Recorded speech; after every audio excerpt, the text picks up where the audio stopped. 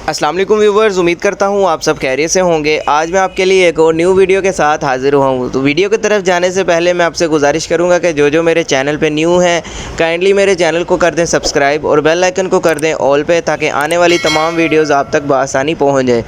आज हम जिस बारे में बात करेंगे वो है एनसिड टैबलेट, जिसको बनाता है फाइज़र। अगर हम इसके कंपोजिशन की बात करें तो इसके अंदर मौजूद है फ्लर्बीप्रूफिन, जो कि बेसिकली एक पेन किलर है। पेन किलर ग्रुप के साथ इसका ताल्लुक़ है।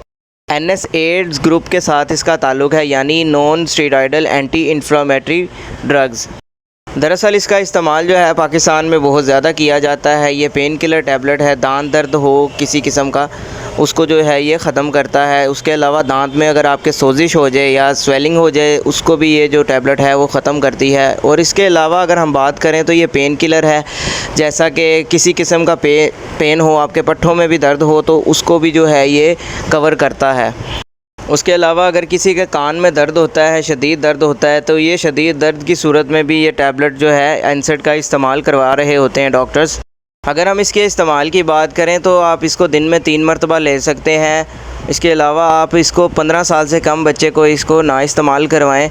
अगर आप इसका रेगुलर इस्तेमाल करना चाहते हैं तो पहले आप अपने डॉक्टर से रजू करें, उसके बाद जो है इसका इस्तेमाल करें, ताकि आपको किसी भी किस्म का साइड इफ़ेक्ट देखने को ना मिले। अगर हम इसके साइड इफ़ेक्ट्स की बात करें तो आपको चक्कर आ सकते हैं, मैदे में दर्द हो सकती है, या आपको मोशन लग सकते हैं, या स्किन के ऊपर किसी किस्म का एलर्जिक रिएक्शन हो सकता है। अगर वीडियो आपको हमारी पसंद आई हो तो वीडियो को लाइक लाजमी करें, शेयर करें और चैनल को सब्सक्राइब करें, ताकि आने वाली तमाम इन्फॉर्मेटिव वीडियोज़ आप तक बआसानी पहुँच जाएँ। शुक्रिया।